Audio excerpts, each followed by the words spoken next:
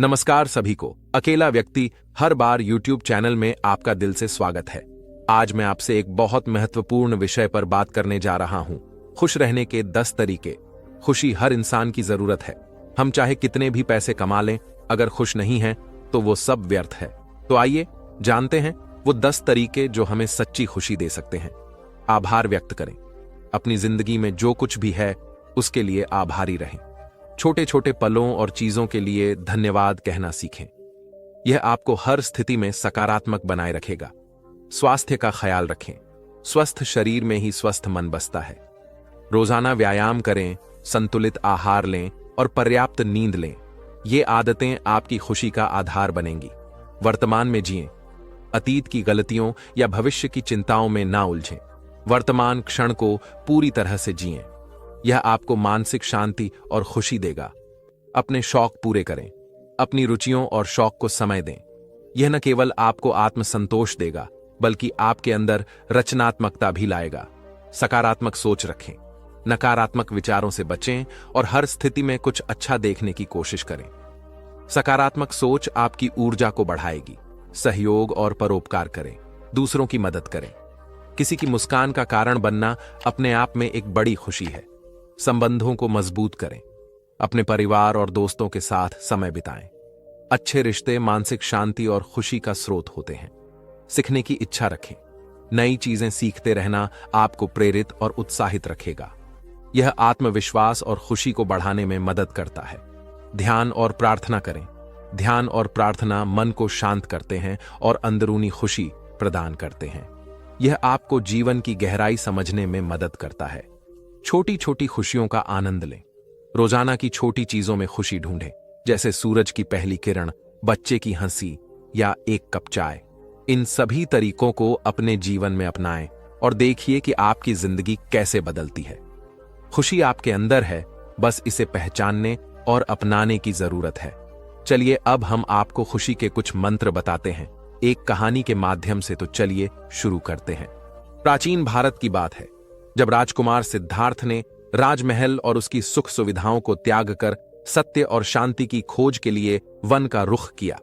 वो खोज रहे थे उस सवाल का उत्तर जिसने उनकी आत्मा को झकझोर दिया था। जीवन का असली अर्थ क्या है?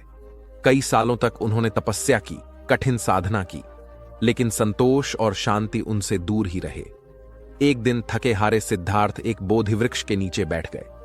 उन्होंने निश्चय किया कि जब तक सत्य का साक्षात्कार नहीं होगा वो यहां से नहीं उठेंगे। उस रात चांदनी फैली हुई थी। सारा जंगल शांत था। सिद्धार्थ ने अपनी आंखें बंद की और अपने भीतर झांकने लगे। जैसे जैसे उनकी साधना गहरी होती गई, उन्हें अपने अंदर के अंधकार का सामना करना पड़ा। उनके मन में सवाल उठे, दुख क्यों होता है? इसका अंत कैसे होगा? धीरे धीरे उन्होंने महसूस किया कि दुख का कारण हमारी इच्छाएं हैं। हम बाहरी चीजों में खुशी ढूंढते हैं, लेकिन असली खुशी तो हमारे अंदर है। उन्होंने जाना कि इंसान को केवल वर्तमान में जीना चाहिए।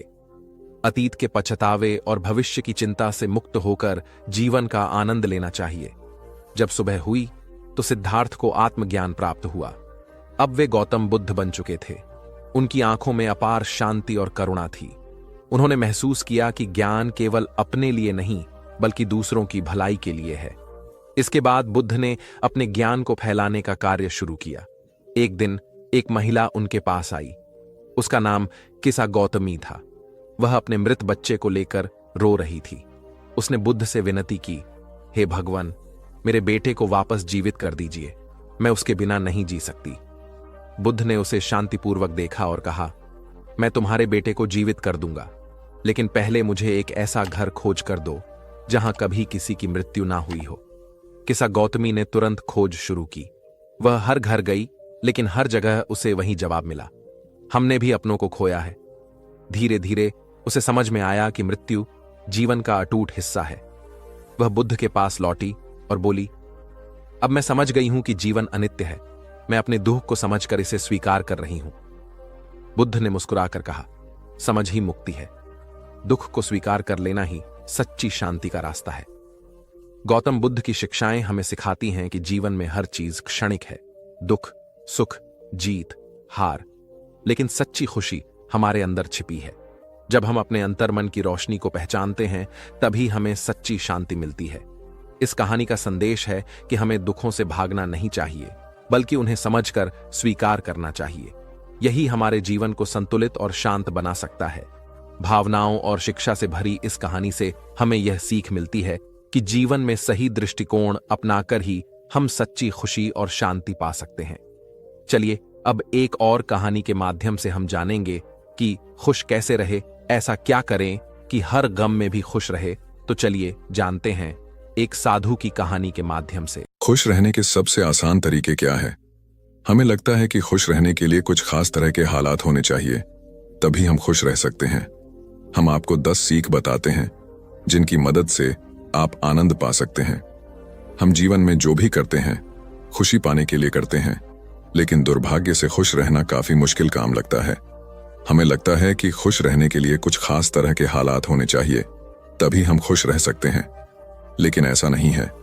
हम बता रहे हैं कुछ आसान से नुस्खे जिन्हें अपनाकर आप हर हाल में हम खुश रह सकते हैं।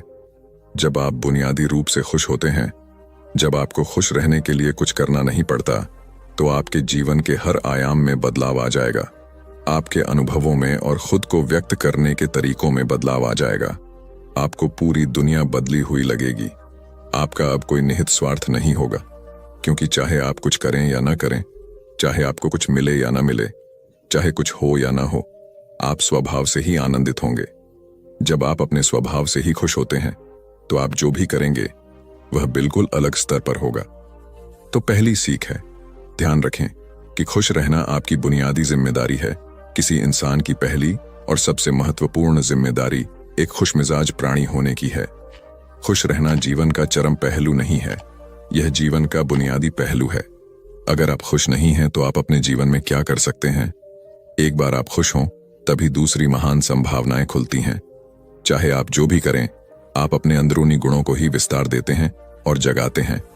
चाहे आप इस बात को पसंद करें या नहीं, हकीकत यही है। जब तक कि कोई महत्वपूर्ण चीज आपके भीतर घटित नहीं होती, आप दुनिया के लिए कुछ बहुत महत्वपूर्ण नहीं कर सकते।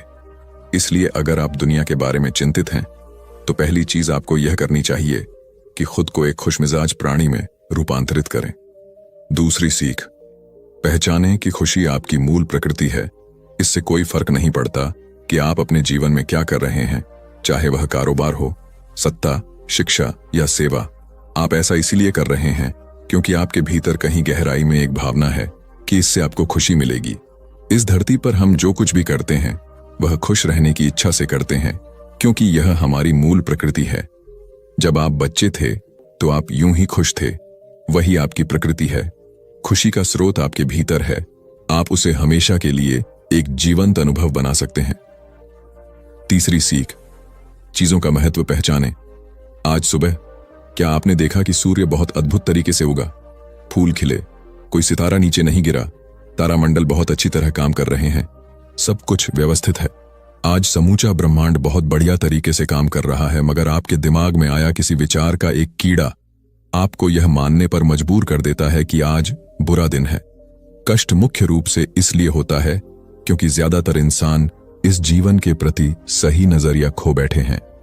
उनकी मनोवैज्ञानिक प्रक्रिया अस्तित्व की प्रक्रिया से कहीं बड़ी हो गई है, या सीधे सीधे कहें तो आपने अपनी रचना को सृष्टा की सृष्टि से कहीं अधिक महत्वपूर्ण बना दिया है। यह सारी पीड़ा का बुनियादी स्रोत है। हम इस बात की पूरी समझ खो बैठे हैं कि यहां जीवित रहने के क्या मायने हैं। आपके दिमाग में आया कोई विचार या आपके मन की कोई भावना फिलहाल आपके अनुभव की प्रकृति को तय करती है, और यह भी हो सकता है कि आपके विचार और भावना का आपके जीवन की सीमित हकीकत से कोई लेना देना न हो। पूरी सृष्टि बहुत बढ़िया तरीके से घटित हो रही है, मगर सिर्फ एक विचार या भावना सब कुछ नष्ट कर सकती है। चौथी सीख है, अपने मन या दिमाग को उसके असली रूप में देखें। जिसे आप मेरा मन कहते हैं, वह असल में आपका नहीं है। आपका अपना कोई मन नहीं है, कृपया इस पर ध्यान दें। जिसे आप मेरा मन कहते हैं, वह बस समाज का कूड़ेदान है। कोई भी और हर कोई जो आपके पास से गुजरता है, वह आपके दिमाग में कुछ न कुछ डाल जाता है।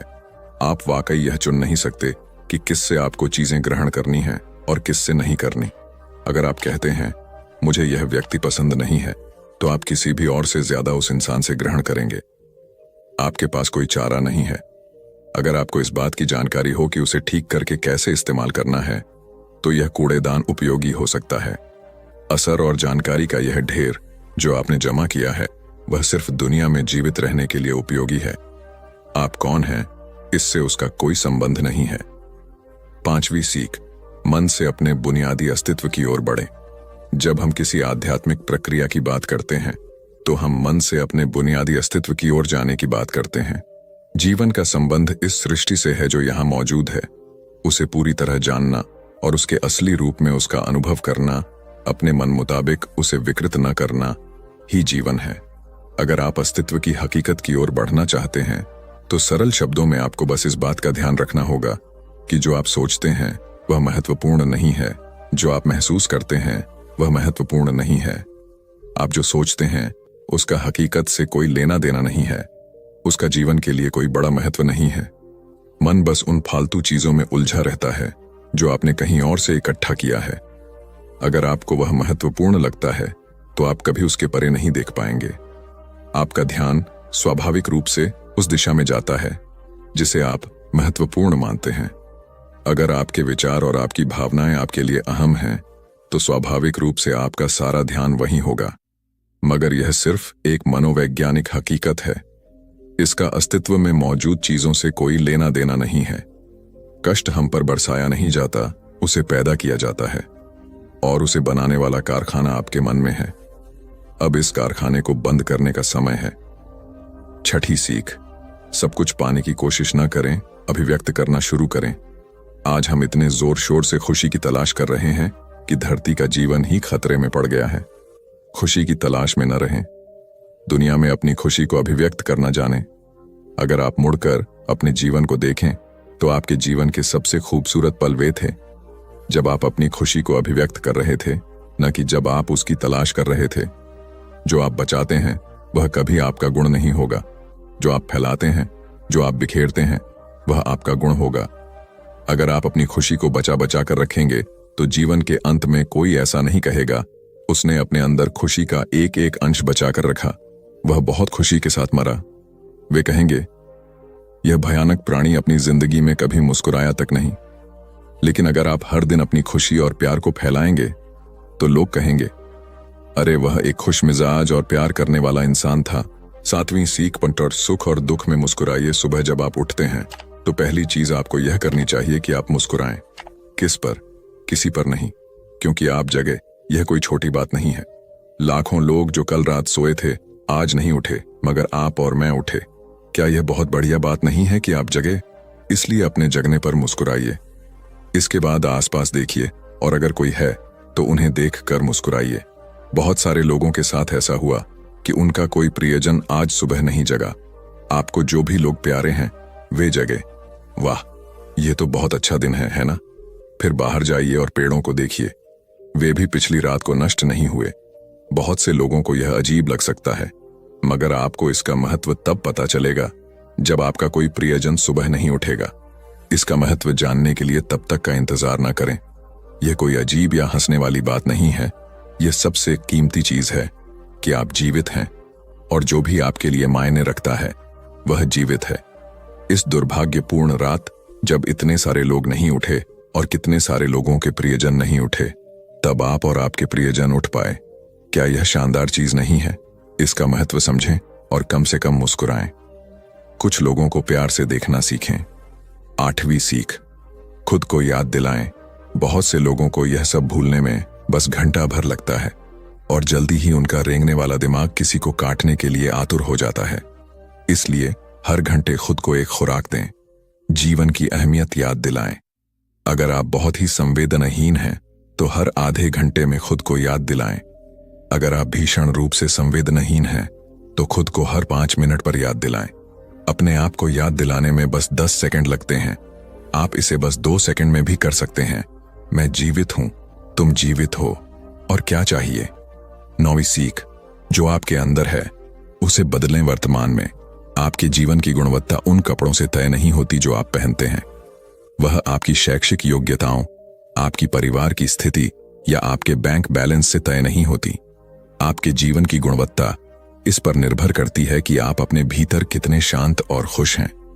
निश्चित रूप से जिसे भोजन नहीं मिलता और जिसके पास जीवित रहने के लिए जरूरी बुनियादी चीजों की कमी है, वह शारीरिक रूप से बहुत कष्ट में होगा।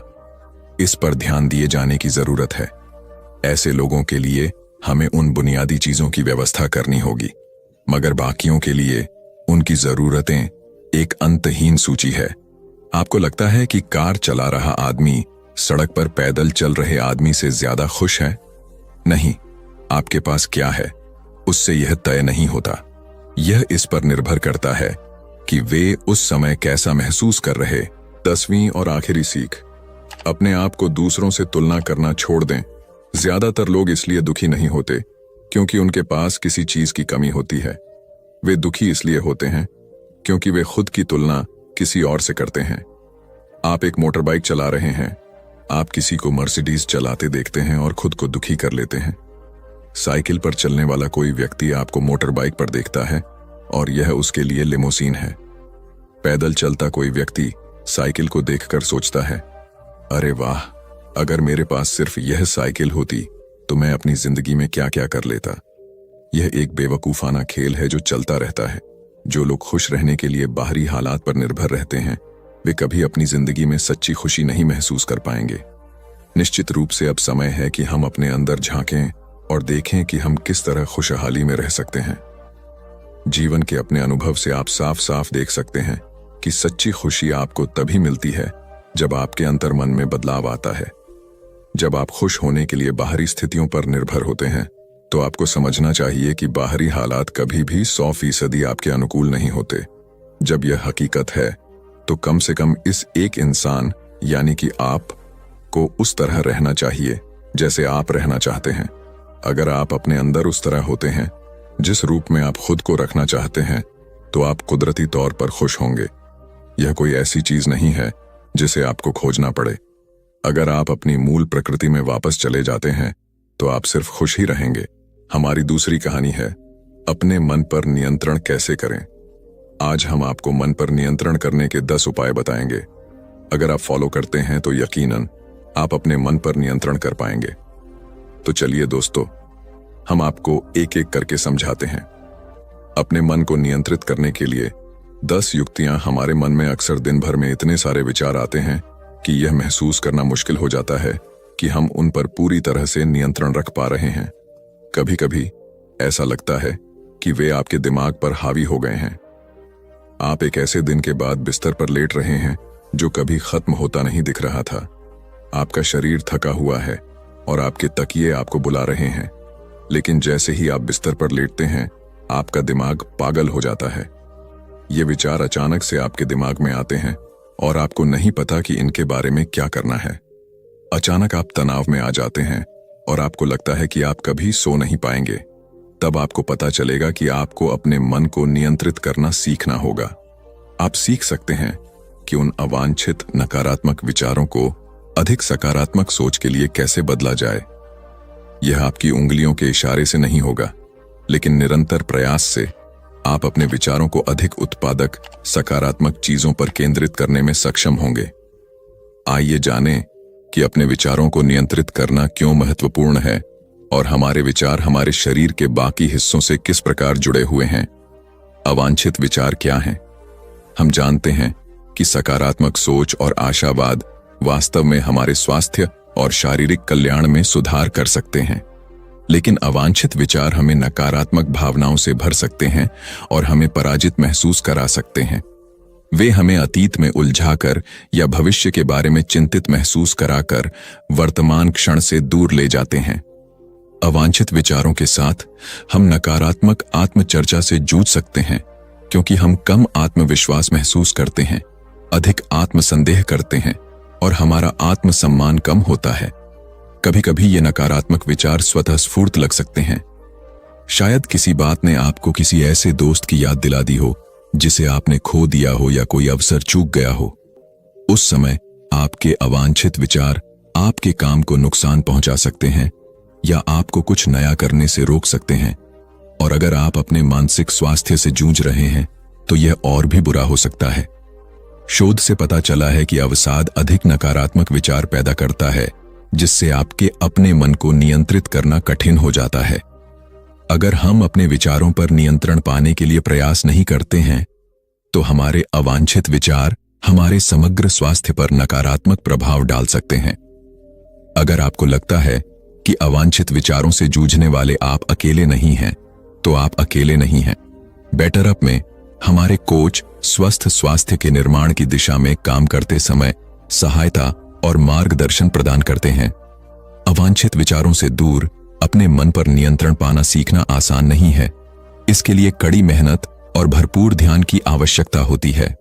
कुछ दिनों में आपके अवांछित विचार आप पर भारी पड़ सकते हैं, लेकिन महत्वपूर्ण बात यह है कि आप इस विचार से बचें। क्या आप अपने मन को नियंत्रित कर सकते हैं? क्योंकि आप निश्चित रूप से कर सकते हैं। माइंडफुलनेस मेडिटेशन और श्वास व्यायाम का अभ्यास करें। अपने आत्म संवाद में अपमान के स्थान पर सकारात्मक कथनों को शामिल करें। अपने दिमाग को शांत करने के लिए दिन में कुछ समय रुकें। नकारात्मक विचारों को जन्म देने वाली चीजों से बचें, जैसे सोशल मीडिया पर स्क्रॉल करना। यदि आप भ्रमित हैं या अनिश्चित हैं कि कैसे सोचें, तो अपने अवांछित विचारों जैसे चिंतन या बुरे रवैये का कारण बनने वाले पैटर्न की पहचान करने के लिए बेहतर आत्म जागरूकता विकसित करें। अपने भीतर के आलोचक को चुनौती देने और परिस्थितियों के प्रति अपने दृष्टिकोण को बदलकर अधिक सकारात्मक बनने का प्रयास करें। सुनिश्चित करें कि आप व्यायाम करने के बाद या तनावपूर्ण दिन में अपने दिमाग को ठीक से आराम दें। अपने विचारों को डायरी में लिखें और उन्हें बाहर निकालें तथा अपनी भावनाओं को व्यक्त करें। सहायता के लिए किसी चिकित्सक, जीवन प्रशिक्षक या किसी विश्वसनीय मित्र या प्रियजन सीखें कि अपने विचारों को स्वीकार करना ठीक है, लेकिन उन विचारों को छोड़ दें जो आपके उद्देश्य की पूर्ति नहीं करते। नकारात्मक, निराशावादी लोगों की बातें सुनना बंद करें और उनकी सलाह पर ध्यान न दें। जब आप अवांछित विचारों से अभिभूत हो जाएं, तो सकारात्मक कल्पना का अभ्यास करें। अपना ध्यान भटकाएं, चाहे वह किसी दोस्त को कॉल करना हो, कोई शो देखना हो या टहलने जाना हो। कुर्सी पर आराम करती महिला अपने मन को कैसे नियंत्रित करें? अपने मन पर नियंत्रण रखना क्यों महत्वपूर्ण है? अपने मन पर नियंत्रण रखने से हमें अपने अल्पकालिक और दीर्घकालिक लक्ष्यों को प्राप्त करने में मदद मिलती है। यह हमें एक स्पष्ट, आत्मविश्वासी, विकास मानसिकता के साथ पेशेवर और व्यक्तिगत रूप से अपने दिन गुजारने में मदद करता है। जब हमारे मन पर आक्रमण हो रहा हो, तो अपने लक्ष्यों को प्राप्त करना कठिन हो जाता है, विशेषकर तब जब आक्रमण हमारे भीतर से हो रहा हो। ये हमले हमारा ध्यान भटका सकते हैं, हमें खुद पर संदेह करवा सकते हैं और हमारी प्रगति को पटरी से उतार सकते हैं। लेकिन आप जिस चीज पर ध्यान देते हैं, उसका असर आपके जीवन पर पड़ता है। अगर आप अपने नकारात्मक विचारों को दूर करना सीख जाते हैं, तो आपके लिए सकारात्मक सोच बनाए रखना आसान हो जाएगा। नकारात्मक सोच से बचने पर अपना ध्यान केंद्रित करने की कोशिश करें। अधिक केंद्रित मानसिकता के साथ, जो अवांछित विचारों से दबी हुई नहीं है, हम वह हासिल कर सकते हैं जिसे हम हासिल करना चाहते हैं। कभी कभी हमें अपने मन को उन विचारों से दूर रखना पड़ता है जो सकारात्मक लगते हैं, लेकिन वास्तव में हमें किसी नकारात्मक या परेशान करने वाली चीज की ओर ले जा सकते हैं। अपने परिवेश के बारे में यथार्थवादी होना और स्वस्थ आशावादी होना महत्वपूर्ण है। बहुत ज्यादा सकारात्मक होना इस हद तक कि यह विषाक्त हो जाए, हमारे दिमाग के लिए भी अच्छा नहीं है। इसे पहचानना और नियंत्रित करना उतना ही महत्वपूर्ण है जितना कि अपने अवांछित विचारों को प्रबंधित करना। अपने मन को नियंत्रित करने के क्या लाभ हैं? अपने विचारों पर नियंत्रण रखने से आपको कई अलग अलग लाभ मिलते हैं जो आपके जीवन के हर पहलू को प्रभावित करते हैं। हमारा मानव मस्तिष्क पेशेवर और व्यक्तिगत दोनों तरह से कड़ी मेहनत करता है, इसलिए अपने मन को नियंत्रित करने के लाभ बहुत दूर तक फैले हुए हैं। अपनी भावनाओं को स्वस्थ तरीके से नियंत्रित करने में सक्षम होने से हमें अपने कार्यों को नियंत्रित करने में मदद मिलती है। हम हर दिन कई तरह की भावनाओं को महसूस करते हैं और उन्हें व्यक्त करना महत्वपूर्ण है, लेकिन नियंत्रण छोड़ना सीखना भी महत्वपूर्ण है और यह हमें उन विचलित करने वाले या अवांछित विचारों से छुटकारा पाने में मदद करेगा। अपने मन को नियंत्रित करने से आपको 8 लाभ मिल सकते हैं। आप अपने रिश्तों में सीमाएं तय करना जानते हैं, क्योंकि आप जानते हैं कि आपको क्या चाहिए और क्या चाहिए। आपके विचार अधिक उद्देश्यपूर्ण और सार्थक हैं। आप जीवन में अधिक स्वस्थ और खुशहाल जीवन विकसित कर सकते हैं। आप अपने सामने आने वाली किसी भी चुनौती पर रचनात्मक, प्रभावी तरीके से विजय प्राप्त कर सकते हैं। निर्णय लेने के मामले में आपके पास अधिक अंतर्दृष्टि है। आप में आत्म जागरूकता की भावना अधिक होती है। आप रात को बेहतर नींद लेते हैं क्योंकि आपका मन शांत रहता है। आप अपने विचारों के प्रति सजग हैं, चाहे वे सकारात्मक हों या नकारात्मक। हम कई स्थितियों में सावधान और नियंत्रण में रहने का अनुभव कर सकते हैं।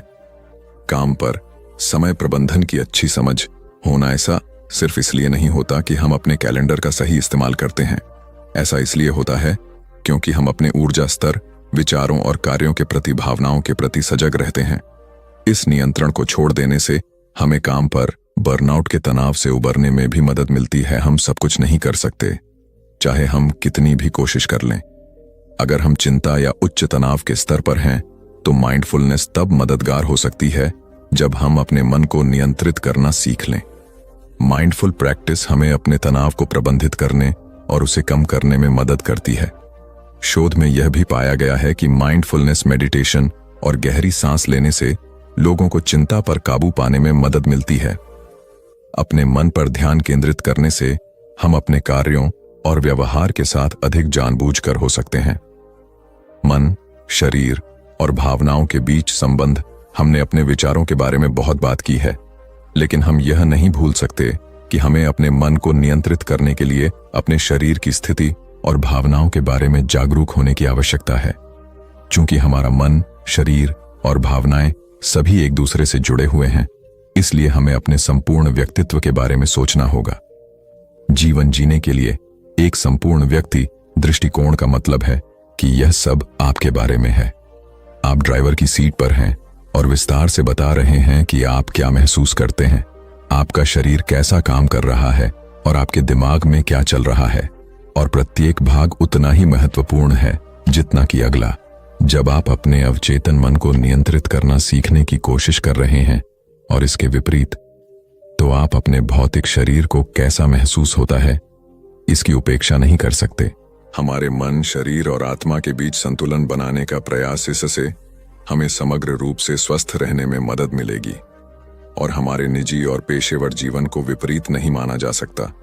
अगर हमारा निजी जीवन स्वस्थ है लेकिन हमारा करियर हम पर भारी पड़ रहा है, तो हमारा समग्र स्वास्थ्य प्रभावित होता है।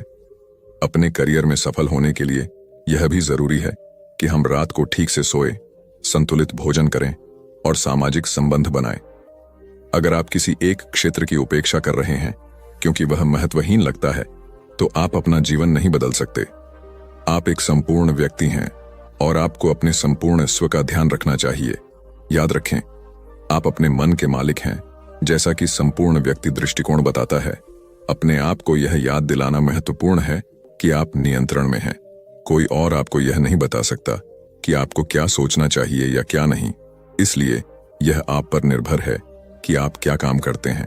कभी कभी अपने अवांछित विचारों को चुनौती देना और उन्हें दूर करने के लिए आवश्यक कड़ी मेहनत करना कठिन हो सकता है, लेकिन बहादुर बनकर और अब भी नकारात्मक विचारों से निपटना भविष्य में स्वस्थ, अधिक सकारात्मक सोच के लिए जगह बनाएगा। आप तय करते हैं कि आपके मन में कौन से विचार आते हैं और आप उनसे कैसे बातचीत करते हैं। भविष्य में अपने आप से पूछें, क्या आप अपने मन को खुद पर नियंत्रण करने देंगे या आप अपने मन को नियंत्रित करना सीखने की दिशा में काम करेंगे। हर किसी को यह महसूस करने का हक है कि उनका दिमाग उनका अपना है। यह आपको आवश्यक सहायता प्रदान कर सकता है ताकि आप अपने अवांछित विचारों से छुटकारा पा सकें और उन्हें ऐसे विचारों से प्रतिस्थापित कर सकें जो आपकी भलाई में मदद करते हैं।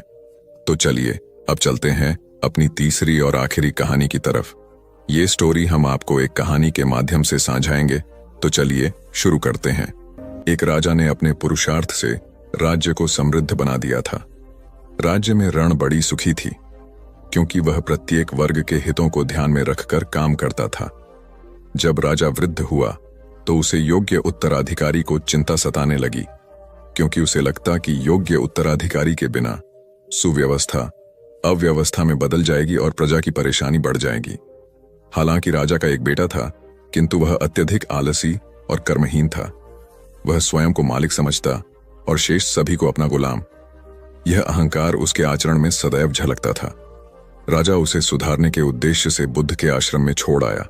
बुद्ध ने अगले ही दिन राजकुमार को आदेश दिया, वत्स, यहां से 5 कोस पर एक जंगल है, तुम वहां जाकर फूलों के कुछ पौधे ले आओ और उन्हें आश्रम के अहाते में लगा दो।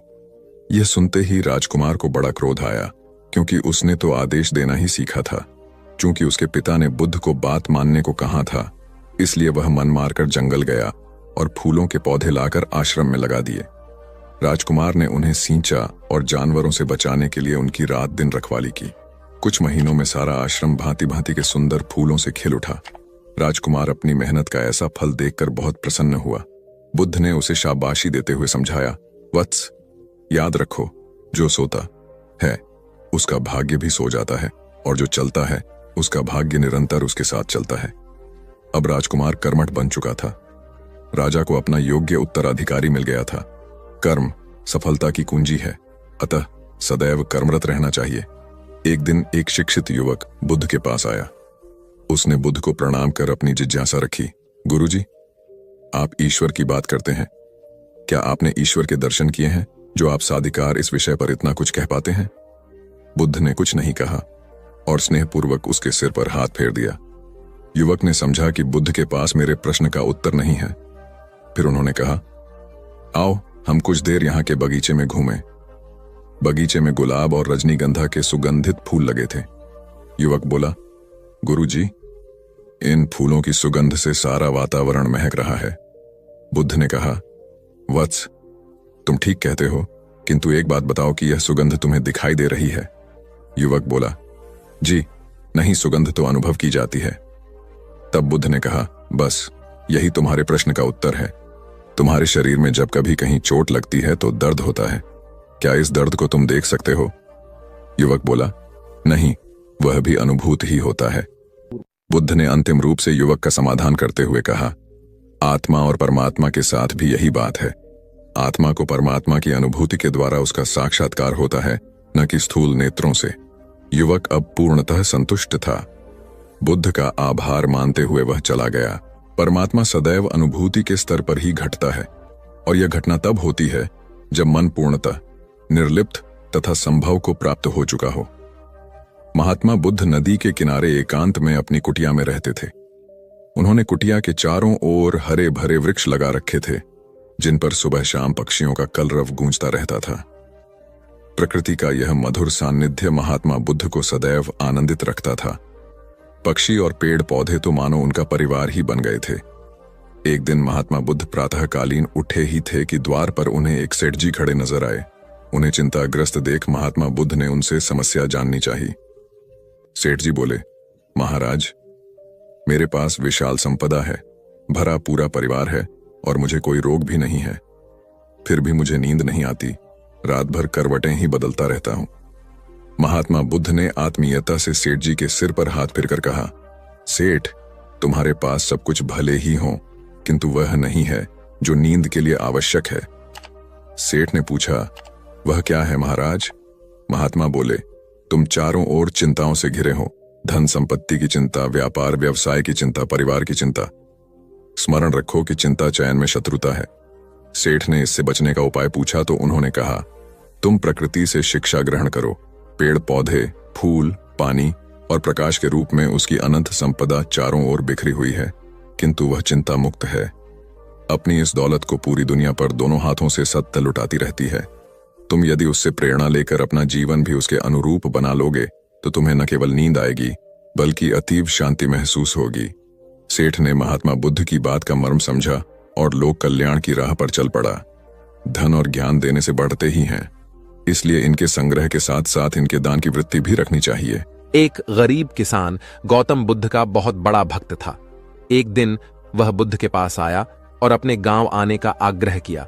बुद्ध उसके गांव पहुंचे तो सारा गांव उन्हें देखने व सुनने के लिए उमड़ पड़ा, किंतु वह किसान नहीं आया। हुआ यह कि उसी दिन किसान के बैलों की जोड़ी कहीं खो गई। किसान इस दुविधा में रहा कि बुद्ध का प्रवचन सुने या अपने बैलों को खोजे। काफी सोचने के बाद उसने अपने बैलों को खोजने का निर्णय किया। घंटों भटकने के बाद बैल मिले। थका हारा किसान घर आया और भोजन कर सो गया। अगले दिन वह अति संकोच से क्षमा प्रार्थी बन बुद्ध के पास पहुंचा तो वे बड़े स्नेह से बोले, मेरी दृष्टि में यह किसान मेरा सच्चा अनुयायी है। इसने उपदेश से अधिक महत्व कर्म को दिया। यदि यह कल बैलों को न ढूंढते हुए उपदेश सुनता तो मेरी बातें इसकी समझ में नहीं आती, क्योंकि मन बैलों में अटका रहता। इसने कर्म को महत्व देकर प्रशंसनीय काम किया। सार यह है कि हम जहां जिस भूमिका में हों उसका ईमानदारी से निर्वाह करें, यही सच्ची आध्यात्मिकता है, क्योंकि प्रत्येक धर्म कर्म को ही सर्वोपरि महत्व देता है। गौतम बुद्ध को उनके अनुयायी यदि स्नेह से कहीं बुलाते तो वे अवश्य जाते। फिर जब बुद्ध पहुंचते तो श्रोताओं की भारी भीड़ उमड़ पड़ती। बुद्ध के वचनों में जो अमृतत्व होता था उसका पान करना सभी को प्रीतिकर लगता था। उनके उपदेशों में ऐसा कुछ अवश्य होता था जिससे गंभीर समस्याएं सुलझ जाती और कुछ न कुछ सार्थक भी प्राप्त हो। सार यह है कि हम जहां जिस भूमिका में हो उसका ईमानदारी से निर्वाह करें, यही सच्ची आध्यात्मिकता है, क्योंकि प्रत्येक धर्म कर्म को ही सर्वोपरि महत्व देता है। गौतम बुद्ध के पास उनका प्रिय शिष्य पूर्ण पहुंचा। बुद्ध ध्यानावस्था में बैठे थे। पूर्ण के पहुंचने पर उन्होंने आंखें थोड़ी सी खोली और पूर्ण से आने का कारण पूछा तो उसने कहा, मैं धर्म प्रचार के लिए जाना चाहता हूं, आपकी आज्ञा चाहिए।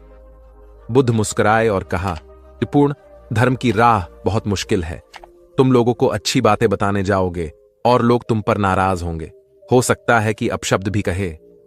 इस पर पूर्ण ने कहा, कोई बात नहीं, मैं यह सोचकर उनकी बातों पर ध्यान नहीं दूंगा कि उन्होंने अपशब्द ही कहे, पिटाई तो नहीं की। बुद्ध बोले, हो सकता है कि कुछ लोग हाथ उठा दें।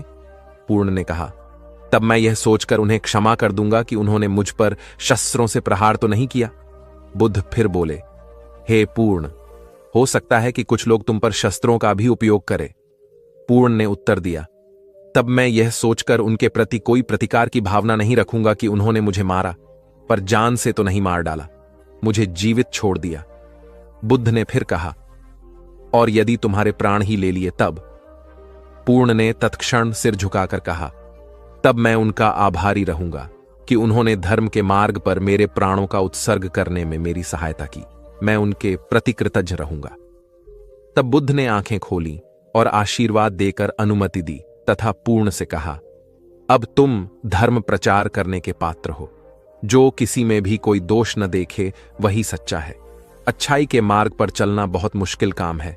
जो इस राह पर चलता है उसके मार्ग में अनेक बाधाएं आती हैं, लेकिन जो व्यक्ति किसी में भी दोष न देखे वही बाधाओं को सहजता से पार कर अपने लक्ष्य को पूरा कर पाता है। एक बार गौतम बुद्ध जब वन से गुजर रहे थे तब एक राक्षसी हाथ में तलवार लेकर प्रकट हुई और कहा, अरे बुद्ध, आज तुम्हारे प्रेम को मेरी घृणा के सामने झुकना ही पड़ेगा। आज तुम्हारे जीवन का अंतिम दिन है। बुद्ध ने मुस्कुराते हुए उत्तर दिया, मैं घृणा, उपहास और द्वेष के आगे नतमस्तक नहीं होऊंगा। मैं निंदा, प्रशंसा अथवा उपहास किसी से भी प्रभावित नहीं होता। तुम मुझसे इतनी घृणा करती हो, पर मैं तो तुमसे भी प्रेम करता हूं। राक्षसी ने पूछा, तुम मुझसे प्रेम क्यों करते हो? बुद्ध बोले, मैं तुम्हें मां का रूप देख रहा हूं और मां तो प्रेम का रूप होती है, उसमें हिंसा हो ही नहीं सकती। इतना सुनते ही राक्षसी के हाथ से तलवार गिर पड़ी। हे बुद्ध, तुम धन्य हो। इतना कहते ही बहदेवी में बदल गई और अंतर्धान हो गई। दरअसल जो लोग दूसरों से द्वेष करते हैं, अंत में एक दिन घृणा उन्हें नष्ट कर देती है। घृणा से घिरे हुए लोगों को एक दिन घृणा ले डूबती है। प्रेम सत्य के आवरण से ढका होता है। सत्य से जुड़ा हुआ व्यक्ति सदैव आनंद में जीता है। सत्य को केवल अपने तक सीमित मत रखो, उसे अपने कर्मों में ढालना होगा। सत्य रूपी गुलाब की खुशबू है कर्म। अपने कर्म को प्रेम और सत्य में डुबो कर करो। प्रेम और सत्य मनुष्य को विकास की ओर ले जाते हैं। ध्यान रहे कि ये दोनों मार्ग ईश्वर की ओर जाते हैं। इस मार्ग पर चलने वाले सहज में ही आनंद और शांति को पा लेते हैं। गौतम बुद्ध भ्रमण करते हुए वैशाली नगर के वन विहार में पहुंचे। उनके आगमन का समाचार पूरे नगर में फैल गया। कुछ ही समय में मानो पूरा नगर उनके दर्शन के लिए उमड़ पड़ा। बड़े व्यापारी, शिक्षाविद, समाज सेवी, अधिकारी और राज परिवार से जुड़े कई वरिष्ठ भी वहां पहुंचे। सभी की भावना थी कि तथागत बुद्ध अपने शिष्यों सहित उनके निवास पर पहुंचे एवं भोज का आमंत्रण स्वीकारें। बुद्ध सभी के निवेदन को सुन रहे थे और स्वभावगत मुस्कान के साथ आमंत्रण का आभार व्यक्त कर रहे थे। तभी वैशाली की यात गणिका आम्रपाली भी वहां पहुंची। वह बुद्ध की शिक्षा से प्रेरित होकर बहुत पहले ही अपनी गणिका वृत्ति त्याग चुकी थी। उसने भी बुद्ध को भोजन का आमंत्रण दिया। बुद्ध ने तत्काल उसे स्वीकार किया और अगले दिन भिक्षुओं सहित उसके घर आने की सहमति दे दी। बुद्ध के एक शिष्य को यह बात अच्छी नहीं लगी कि इतने सारे वरिष्ठों के निवेदन के बावजूद बुद्ध ने आम्रपाली का आमंत्रण स्वीकारा। शिष्य की दृष्टि में आम्रपाली गणिका होने से घृणित कर्म से जुड़ी रही थी। जब सभी लोग चले गए तब शिष्य ने पूछा, भगवान, इतने लोगों ने आपको न्योता दिया, फिर आपने आम्रपाली का ही आमंत्रण क्यों स्वीकारा? बुद्ध ने कहा, माना वह गणिका थी, लेकिन पश्चाताप की अग्नि में तपकर वह निर्मल हो चुकी है। यदि कोई व्यक्ति इस निर्मलता को प्राप्त कर ले तो वह उनसे भी श्रेष्ठ हो जाता है जो ऐसे किसी घृणित कर्म में लीन न रहे हों। ऐसे व्यक्ति का आमंत्रण स्वीकारने में संकोच नहीं होना चाहिए। कोई व्यक्ति जब तक बुरे कामों में संलग्न रहता है तब तक उससे दूरी रहे तो ठीक है, लेकिन जो बुरे कामों को छोड़ दे उसे स्वीकार करने में संकोच नहीं करना चाहिए। इससे उसकी अच्छाई की ओर बढ़ने की भावना को बल मिलता है। गौबुद्ध के जीवन की एक घटना है। उन्होंने नियम बना रखा था कि वे अपने संघ में स्त्रियों को स्थान नहीं देंगे। स्त्रियों के लिए भिक्षु होने की दीक्षा उन्होंने वर्जित कर रखी थी। एक समय गौतम बुद्ध एक गांव में ठहरे हुए थे। वहां महाप्रजापति गौतमी उनके पास पहुंची। उन्होंने बुद्ध से कहा, आप स्त्रियों को भी दीक्षा दें, किंतु बुद्ध ने अस्वीकार कर दिया। अनेक स्त्रियां इकट्ठी हुईं और उन्होंने विचार किया कि कैसे गौतम बुद्ध से स्वीकृति प्राप्त की जाए। स्त्रियों ने निर्णय लिया कि स्वयं सेविकाएं बनकर गौतम बुद्ध के समक्ष पहुंचा जाए। गौतमी ने अपने बाल काटे, भिक्षु के वस्त्र पहने और अनेक स्त्रियों के साथ बुद्ध के सामने पहुंच गई। उनकी यह मांग थी कि स्त्रियों को भी दीक्षा दी जाए। बुद्ध ने उनकी बात को स्वीकार नहीं किया। स्त्रियां निराश हुईं। जब बुद्ध के एक शिष्य आनंद ने स्त्रियों को देखा, उनके पांव सूजे हुए थे, उन पर धूल चढ़ी हुई थी, उनकी आंखों से आंसू बह रहे थे। उन्होंने पूछा, क्या बात है? स्त्रियों ने कहा, बुद्ध उनके धर्म और नियम के अनुसार हमें भिक्षु होने की दीक्षा नहीं दे रहे हैं। जब आनंद ने व्यक्तिगत रूप से बुद्ध से निवेदन किया, बुद्ध को उन्होंने याद दिलाया, इस समय यह सामाजिक मान्यता है कि स्त्रियां मोक्ष की अधिकारी नहीं हैं, पुरुषों के मुकाबले निम्न हैं। तो क्या आप भी यह मानते हैं और इसलिए उन्हें दीक्षित नहीं कर रहे हैं? बुद्ध का उत्तर था, मुझे गलत न समझा जाए। मेरी मान्यता है कि पुरुष की तरह ही स्त्री भी निर्वाण प्राप्त कर सकती है, लेकिन मैं कुछ व्यावहारिक कारणों से स्त्रियों को संघ में शामिल करने और दीक्षा देने की स्वीकृति प्रदान नहीं कर रहा हूं। आनंद का उत्तर था, सिद्धांत और व्यवहार में परिवर्तन करना चाहिए। बुद्ध को बात जच गई और उन्होंने यह घोषणा की, जो स्त्रियां भिक्षु होना चाहेंगी उन्हें कुछ नियमों का पालन करना होगा। स्त्रियों ने स्वीकार किया और तब से स्त्रियां भी बौद्ध बनने लगीं। गौतम बुद्ध एक बार अपने शिष्यों के साथ प्रवास पर निकले। एक नगर से दूसरे नगर तक जाने की राह में वन पड़ता था। वन क्षेत्र में प्रवेश करने के साथ ही कुछ दूर चलने पर बुद्ध एक जगह रुक गए। पीछे आ रहे शिष्यों का समूह भी उन्हें देख उसी स्थान पर रुका, लेकिन वहां रुके रहना शिष्यों के लिए मुश्किल हो गया, क्योंकि सामने एक क्षत विक्षत शव पड़ा था और उसकी दुर्गंध वातावरण में फैल रही थी। शिष्यों ने अपने वस्त्र से नाक बंद कर ली, लेकिन बुद्ध शव की ओर टकटकी लगाए देखते रहे। एक शिष्य ने साहस कर विनम्रतापूर्वक गौतम बुद्ध से अनुरोध किया, भगवान, यहां से शीघ्र चलना ही उचित होगा। यहां शव पड़ा है और बहुत दुर्गंध आ रही है। बुद्ध मुस्कुराए और शिष्यों की ओर उन्मुख होते हुए बोले, बताइए, इस सब में सौंदर्य दिखाई देता है? शिष्यों ने कहा, भगवान, यह कैसा प्रश्न है? सौंदर्य और शव में? जीवन था तब तक सौंदर्य, अब तो सब समाप्त हो गया। बुद्ध ने शव की ओर इशारा करके बताया, देखो, जब कभी यह व्यक्ति जीवित रहा होगा, इसकी दंत पंक्तियां अद्वितीय रही होंगी। मृत्यु के बाद भी इसके दंत देखकर यही साबित होता है। वहां खड़े सभी शिष्यों ने दृष्टि डाली तो पाया बुद्ध सही कह रहे थे।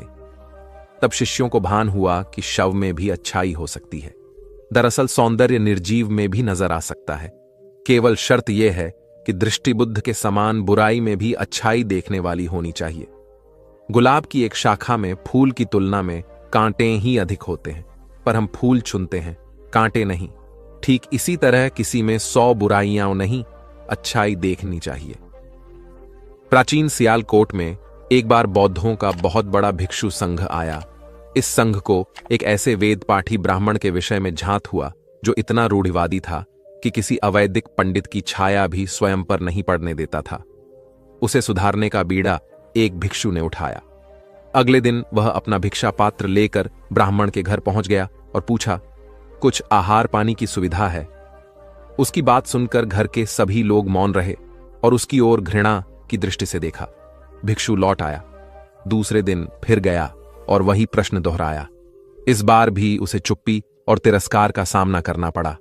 वह पुनः लौट गया। एक दिन जब वह ब्राह्मण के घर पहुंचा तो ब्राह्मण वहां नहीं था। नित्य आने जाने से ब्राह्मणी का मन पसीज गया। वह बोली, मैं तो तुम्हें आहार पानी दे दूं, किंतु पंडित जी की नाराजगी के कारण विवश हूं। भिक्षु ने कहा, कोई बात नहीं बहन, मैं अपना काम करता हूं, तुम अपना काम करो। वापस लौटते हुए भिक्षु को ब्राह्मण मिल गया। उसने भिक्षु को खूब खरी खोटी सुनाई।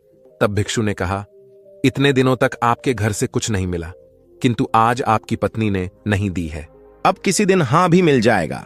ब्राह्मण थोड़ा शांत हुआ और बोला, यह क्रम कब तक जारी रखोगे? भिक्षु ने उत्तर दिया, जब तक जीवित हूं। उसका धैर्य देख ब्राह्मण का अहंकार पिघल गया और उसने भिक्षु से क्षमा मांगी। वस्तुतः धैर्य व सहिष्णुता के बल पर बड़ी से बड़ी प्रतिकूलता को अनुकूलता में बदला जा सकता है। भगवान बुद्ध के प्रवचन सुनने के लिए एक व्यक्ति नियमित रूप से आता था। इस प्रकार उसे 1 माह हो चुका था, किंतु उसके जीवन पर कोई प्रभाव नहीं पड़ा।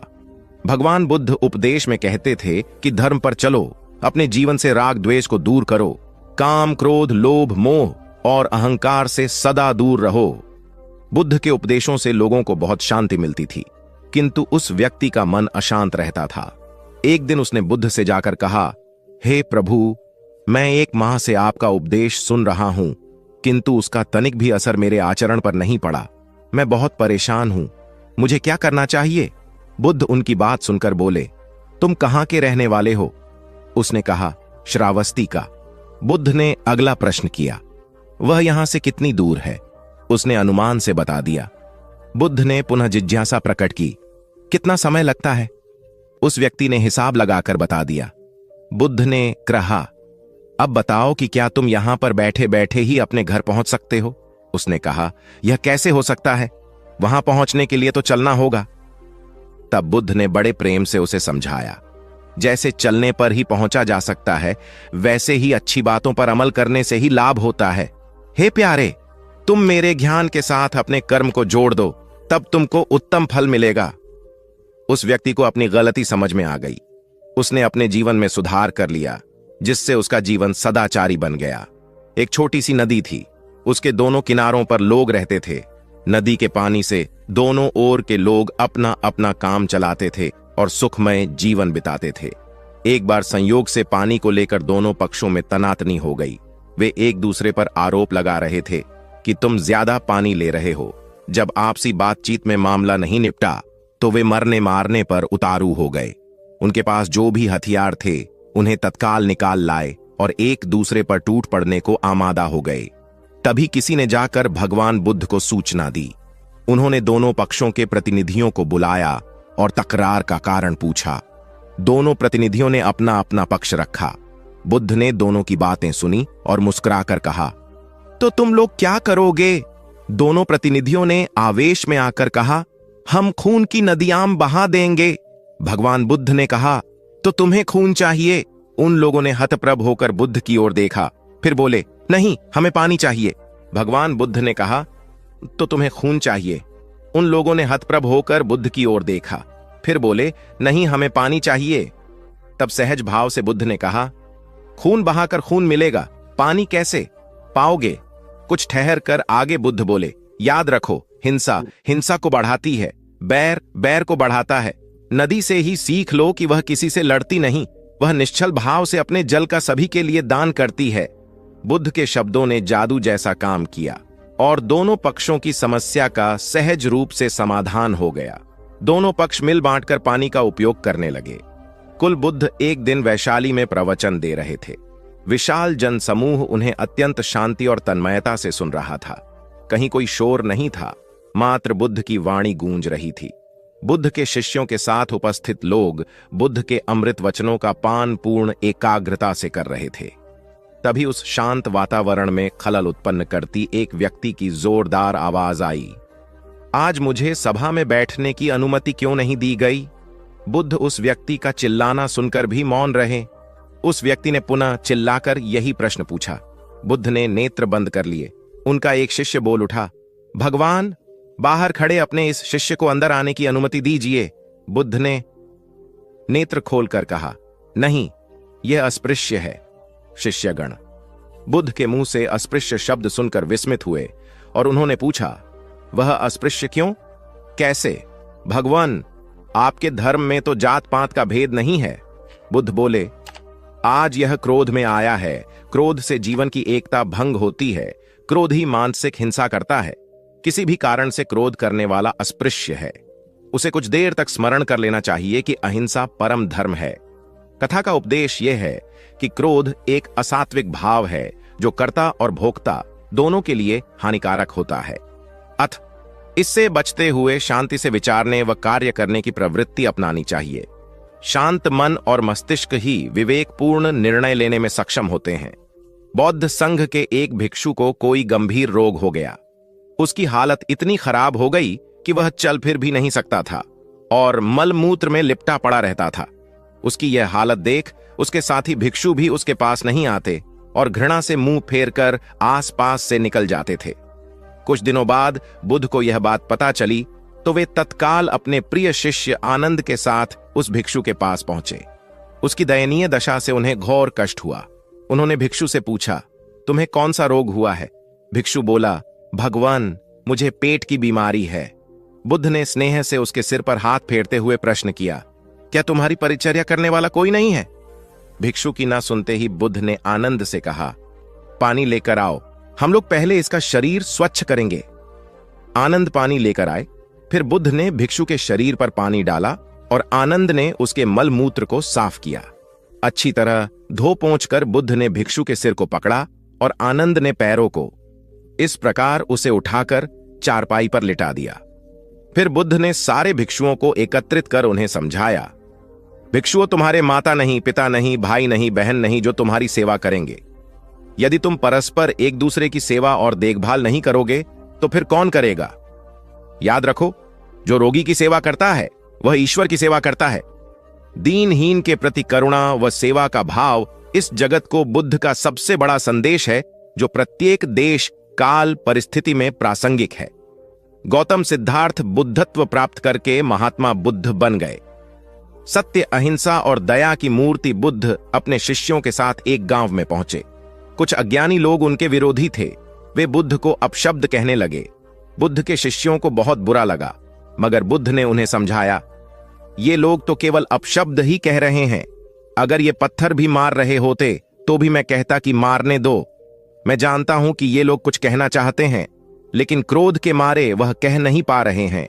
10 साल पहले यदि यही लोग मुझे गाली देते तो मैं इन्हें भी गाली देता, लेकिन अब तो लेन देन से मुक्ति मिल चुकी है। क्रोध से अपशब्द निकलते हैं। यहां तो क्रोध भवन कब का ढह चुका है। अपशब्द कहने वाले बड़ी मुश्किल में पड़ गए। तभी बुद्ध ने अपने शिष्यों से पूछा, इस गांव में कुछ लोग अपशब्द कह रहे हैं, इन्हें बताओ कि वहां के लोग फल और मिठाइयां लेकर आए थे। बुद्ध ने पूछा, फिर मैंने क्या किया था? शिष्यों ने बताया, आपने सारे फल और मिठाइयां यह कहकर वापस कर दी कि अब लेने वाला विदा हो चुका है, इन्हें वापस ले जाओ। आपने कहा था कि 10 साल पहले आते तो मैं सारे उपहार ले लेता। बुद्ध ने पूछा, फिर उन लोगों ने मिठाइयों का क्या किया होगा? शिष्यों ने बताया, गांव में बांट दी होगी।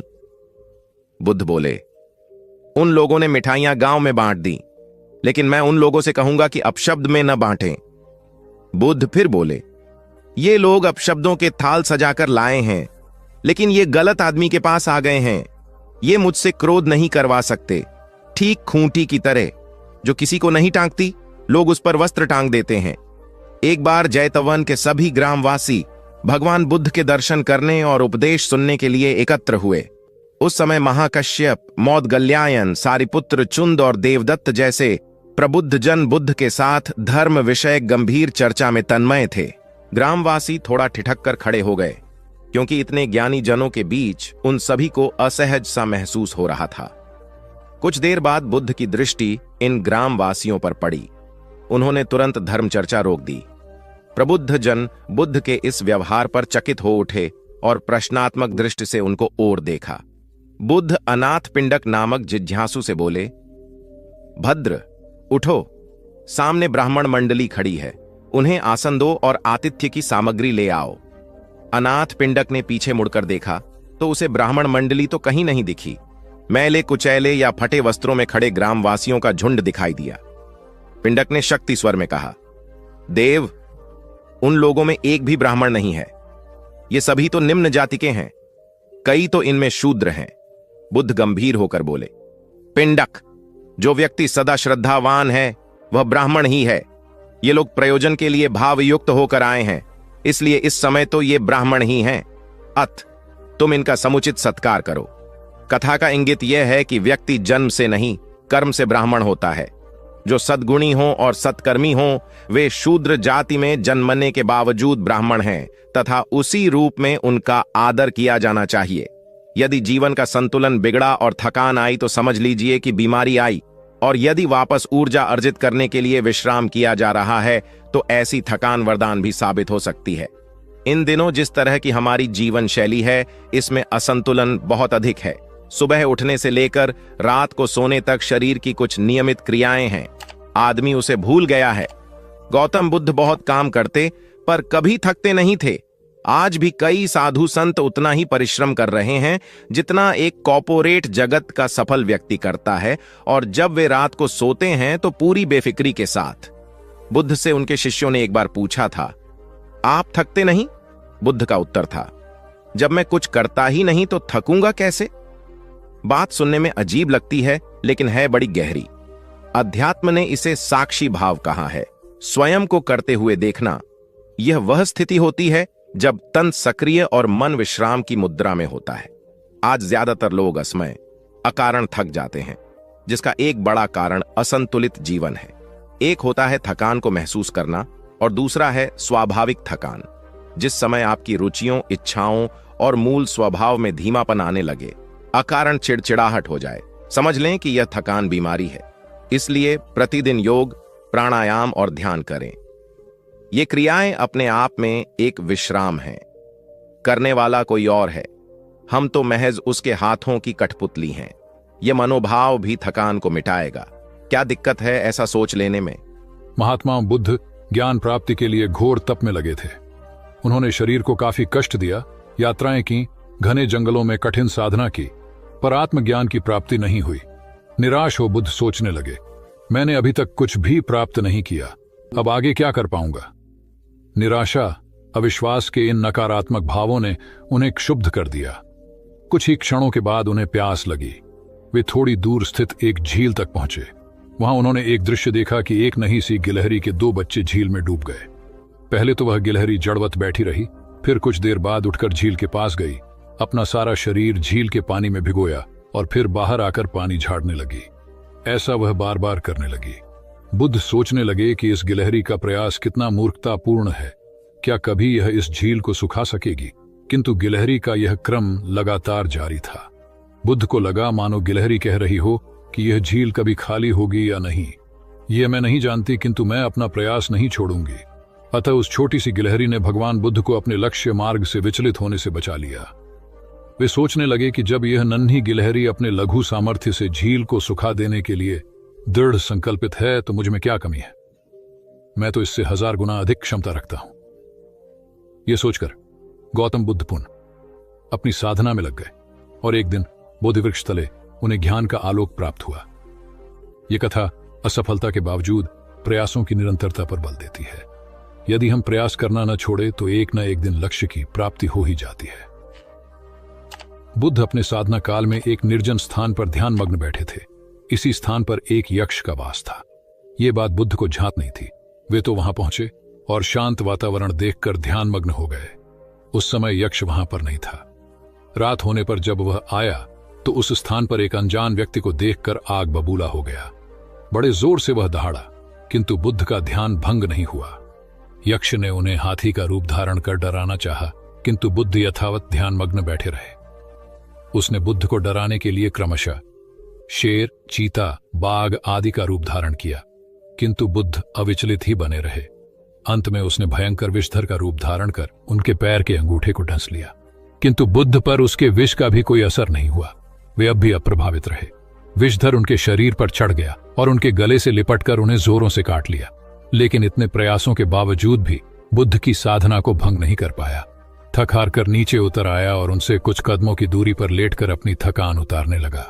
ध्यान पूर्ण होने पर बुद्ध ने उसकी तरफ देखा और उसे बहुत स्नेह से दुलारा। उनका निश्चल प्रेम देखकर सर्प का विष अमृत बन गया और यक्ष ने श्रद्धापूर्वक बुद्ध को नमन किया।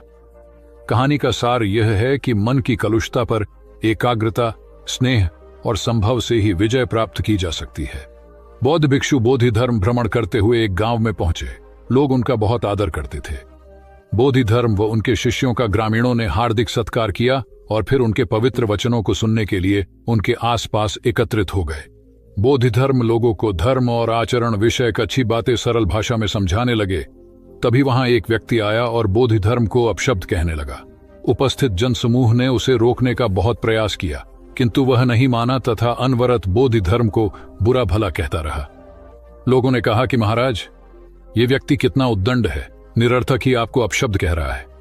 बोधि धर्म उस व्यक्ति के इस आचरण पर कदापि क्रोधित नहीं हुए और लोगों से बोले कि यह भविष्य में मेरा सबसे बड़ा भक्त बनने वाला है। लोगों ने पूछा कि कैसे? बोधि धर्म ने उत्तर दिया, कोई कुम्हार के यहां घड़ा लेने जाता है तो घड़े को बजाकर देखा जाता है कि वह फूटा हुआ तो नहीं है। जब 1-2 रुपए के घड़े को कोई इतनी परख कर सकता है तो भला जिसे गुरु मानना है उसे 10-20 गालियां दिए बगैर कैसे पहचानेगा?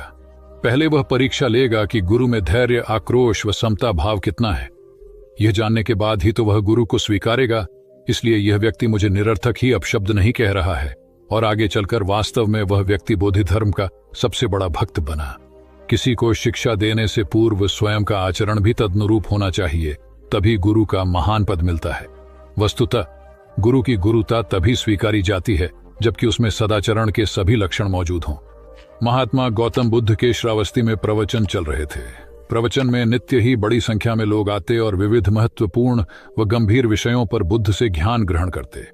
बुद्ध का शिष्य वर्ग भी काफी विशाल था, जो प्रवचन स्थल की व्यवस्था संभालता और बुद्ध की सेवा में सदैव तत्पर रहता। एक बार रात के समय महात्मा बुद्ध प्रवचन दे रहे थे। सदैव की भांति काफी लोग उनके प्रवचन सुन रहे थे। एक व्यक्ति जो बुद्ध के ठीक सामने बैठा था, बार बार नींद के झोंके ले रहा था। बुद्ध थोड़ी देर तक तो प्रवचन देते रहे, फिर उससे बोले, वत्स, सो रहे हो? उस व्यक्ति ने हड़बड़ाकर कहा, नहीं महात्मा। बुद्ध ने पुनः प्रवचन प्रारंभ किए। वह व्यक्ति फिर ऊँघने लगा। महात्मा ने फिर वही प्रश्न दोहराया और उसने फिर अचकचाकर नहीं महात्मा कहा। ऐसा लगभग 8-10 बार हो गया। कुछ देर बाद बुद्ध ने उससे पूछा, वत्स, जीवित हो? हर बार की तरह इस बार भी उसने कहा, नहीं महात्मा। यह सुनकर उपस्थित श्रोताओं में हंसी की लहर दौड़ गई और वह व्यक्ति पूर्णतः चैतन्य हो गया। तब बुद्ध गंभीर होकर बोले, वत्स, निद्रा में तुम्हारे मुख से सही उत्तर मिल ही गया। जो निद्रा में है वह मृतक समान ही है। महात्मा बुद्ध का संकेत था कि गुरु से ज्ञान ग्रहण करते वक्त सजगता अत्यंत आवश्यक है। गाफिल रहने की स्थिति में ज्ञान की प्राप्ति पूर्ण नहीं होती और अधकचरा ज्ञान सदैव खतरनाक साबित होता है। कथा सिद्धार्थ के जीवन के उस दौर की है जब वे बुद्धत्व को प्राप्त नहीं हुए थे और निरंजना नदी के तटीय वनों में वृक्ष के नीचे ध्यान करते थे। सिद्धार्थ प्रतिदिन ध्यान करने के बाद पास के किसी गांव में चले जाते और भिक्षा मांगकर लौट आते। कुछ दिनों के बाद उन्होंने भिक्षाटन पर जाना बंद कर दिया, क्योंकि एक गांव के प्रधान की छोटी बेटी सुजाता उनके लिए नित्य भोजन लाने लगी। सिद्धार्थ को वह बड़े स्नेह से भोजन कराती थी। कुछ दिनों बाद उसी गांव का एक चरवाहा भी सिद्धार्थ से प्रभावित होकर उनके पास आने लगा। उसका नाम स्वस्थि था। एक दिन स्वस्थि से सिद्धार्थ बातें कर रहे थे कि सुजाता भोजन लेकर आई। जैसे ही सिद्धार्थ ने भोजन करना शुरू किया, उन्होंने बातचीत बंद कर दी। जितनी देर तक वे भोजन करते रहे, बिल्कुल चुप रहे और वहां सन्नाटा छाया रहा। स्वस्थि को हैरानी हुई। उसने सिद्धार्थ के भोजन करने के उपरांत उनसे पूछा, गुरुदेव, आप मेरे आने के बाद निरंतर वार्तालाप करते रहे, किंतु भोजन के समय एक शब्द भी नहीं बोले। इसका क्या कारण है? सिद्धार्थ बोले, भोजन का निर्माण बड़ी कठिनाई से होता है। किसान पहले बीज बोता है, फिर पौधों की रखवाली करता है और तब कहीं जाकर अनाज पैदा होता है। फिर घर की महिलाएं उसे बड़े जतन से खाने योग्य बनाती हैं। इतनी कठिनाई से तैयार भोजन का पूरा आनंद तभी संभव है जब हम पूर्णतः मौन हों। भोजन के दौरान मैं मौन रहकर उसका पूरा स्वाद लेता हूँ। वस्तुतः शांति से किया गया भोजन न केवल शारीरिक भूख को तृप्त करता है, बल्कि मानसिक आनंद और सात्विक ऊर्जा भी देता है। सम्राट अशोक संपूर्ण भारत को अपने राज्य में मिलाना चाहते थे, पर कलिंग के युद्ध में हुए रक्तपात को देखकर उन्हें अत्यधिक दुख पहुंचा। उनकी महत्वाकांक्षा ने जो तबाही मचाई थी, उसे देखकर उन्हें खुद पर ग्लानि हुई। उन्होंने देखा कि लोग दर्द से कराह रहे थे। यह सब विनाश केवल उनकी महत्वाकांक्षा से हुआ था। यह सब देखकर अशोक के मन में विनाश का पथ छोड़कर नेकी के रास्ते पर चलने का विचार जगा। अशोक की राजधानी पाटलिपुत्र थी। पाटलिपुत्र अब पटना के रूप में जाना जाता है। पटना से गया भी अधिक दूर नहीं है, जहां बोधि वृक्ष के नीचे महात्मा बुद्ध को ज्ञान प्राप्त हुआ था। बुद्ध के अष्टप्रद मार्ग, शांति व दया के संदेश ने अशोक के दिलो दिमाग में इतनी उथल पुथल पैदा कर दिया कि उन्होंने उस मार्ग को अपनाने का फैसला किया। इस पथ पर चलने से उन्होंने इतिहास में अपनी अमिट छाप छोड़ी। अशोक ने अपने पुत्र को सिलोन, अब श्रीलंका, और अन्य कई लोगों को सुदूर क्षेत्रों में दूत बनाकर भेजा। एक निर्दयी महत्वाकांक्षा एक ऐसे पवित्र उद्देश्य में बदल चुकी थी जिसमें कुछ अच्छा कर गुजरने की, करुणा और प्रेम के संदेश को चारों ओर फैलाने की इच्छा थी। करुणा केवल दया भावना मात्र नहीं है, ये आपके अंदर दूसरों की मदद करने की तीव्र इच्छा पैदा करती है। इसी भावना ने बुद्ध को भगवान और अशोक को महान बनाया। तथागत बुद्ध उन दिनों मगध प्रवास पर थे।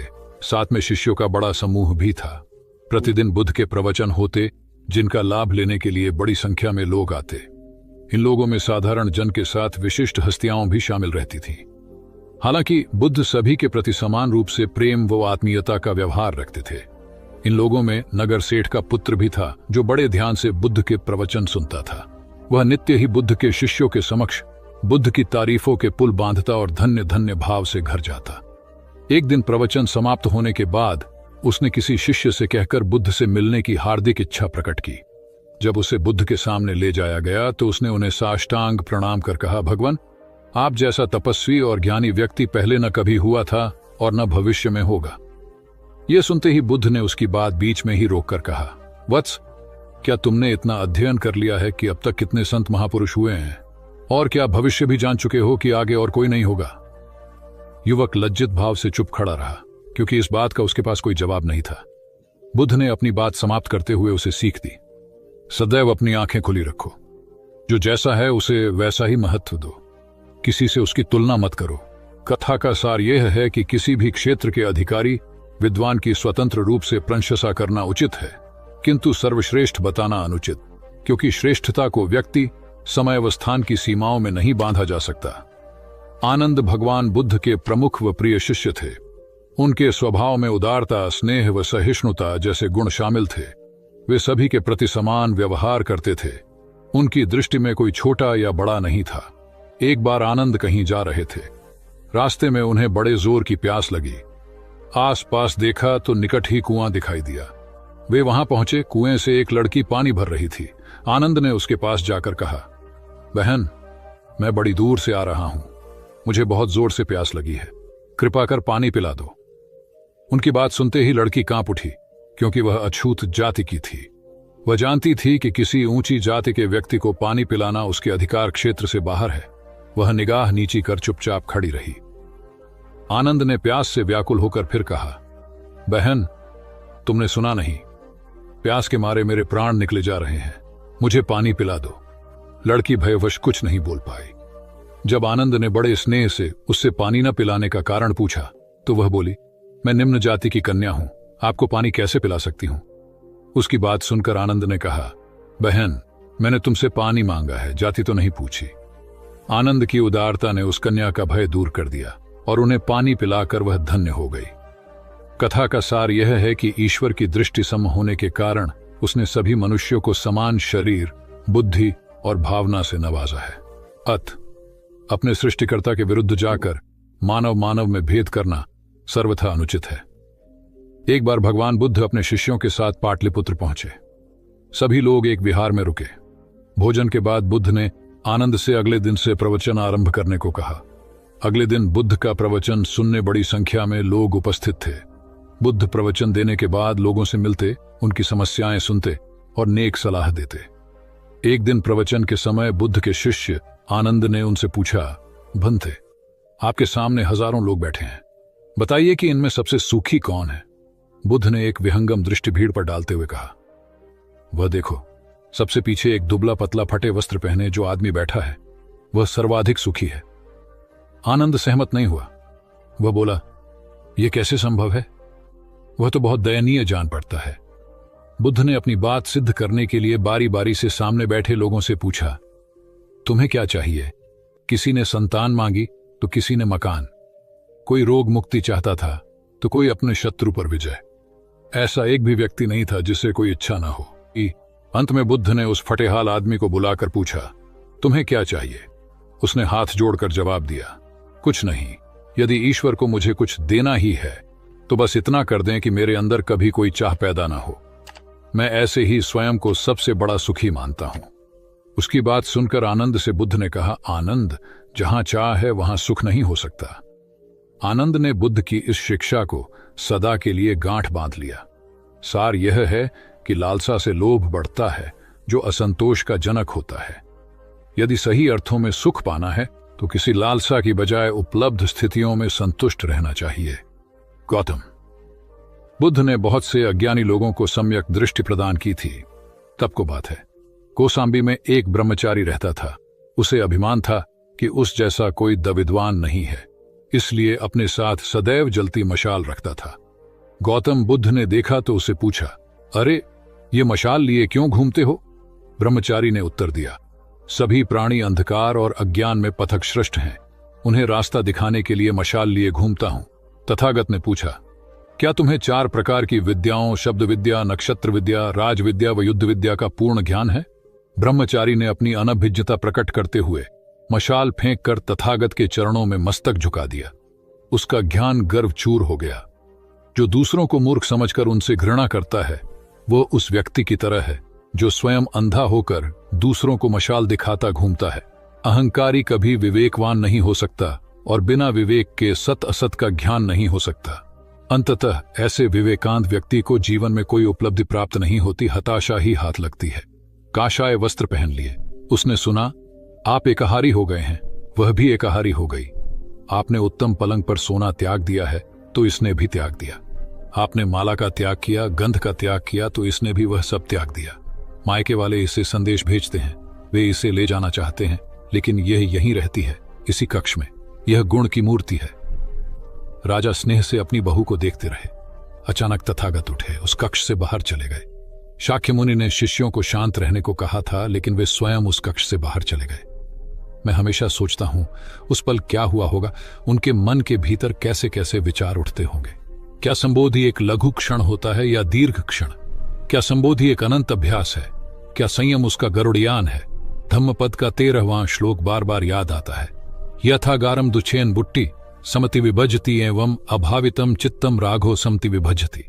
घर की छत मजबूत ना हो, सही तरह से उसे घास फूस से ढका ना गया हो, तो बरसात के दिनों में उसमें से पानी रिसता है, घर भर में फैल जाता है। उसी तरह ध्यान और एकाग्रता हमारे व्यक्तित्व की छत है। एक दिन एक व्यक्ति बुद्ध के पास पहुंचा। वह बहुत अधिक तनाव में था। अनेक प्रश्न उसके दिमाग में घूम घूम कर उसे परेशान कर रहे थे, जैसे आत्मा क्या है, आदमी मृत्यु के बाद कहां जाता है, सृष्टि का निर्माता कौन है, स्वर्ग नरक की अवधारणा कहां तक सच है और ईश्वर है या नहीं।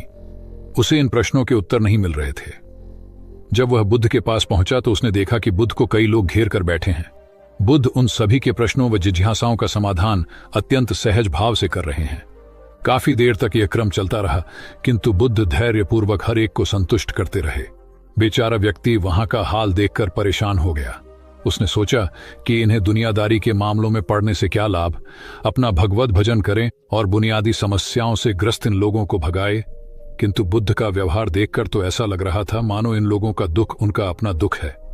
आखिर उस व्यक्ति ने पूछ ही लिया, महाराज, आपको इन सांसारिक बातों से क्या लेना देना? बुद्ध बोले, मैं ज्ञानी नहीं हूं और इंसान हूं। वैसे भी वह ज्ञान किस काम का जो इतना घमंडी और आत्म केंद्रित हो कि अपने अतिरिक्त दूसरे की चिंता ही न कर सके। ऐसा ज्ञान तो अज्ञान से भी बुरा है। बुद्ध की बातें सुनकर व्यक्ति को उलझन दूर हो गई। उस दिन से उसकी सोच व आचरण दोनों बदल गए। कथा का सार यह है कि ज्ञान तभी सार्थक होता है जब वह लोक कल्याण में संलग्न हो। महात्मा बुद्ध ने युवक को सत्संग का महत्व समझाया। महात्मा बुद्ध एक गांव में ठहरे हुए थे। वे प्रतिदिन शाम को वहां पर सत्संग करते थे। भक्तों की भीड़ होती थी क्योंकि उनके प्रवचनों से जीवन को सही दिशा बोध प्राप्त होता था। बुद्ध की वाणी में गजब का जादू था। तब बुद्ध ने उसे समझाया, यदि इसी तरह उसे पानी में निरंतर डालते रहोगे तो कुछ ही दिनों में ये छेद फूलकर बंद हो जाएंगे और टोकरी में पानी भर पाओगे। इसी प्रकार जो निरंतर सत्संग करते हैं उनका मन एक दिन अवश्य निर्मल हो जाता है। अवगुणों के छिद्र भरने लगते हैं और गुणों का जल भरने लगता है। युवक ने बुद्ध से अपनी समस्या का समाधान पा लिया। निरंतर सत्संग से दुर्जन भी सज्जन हो जाते हैं क्योंकि महापुरुषों की पवित्र वाणी उनके मानसिक विकारों को दूर कर उनमें सद्विचारों का आलोक प्रसारित कर देती है।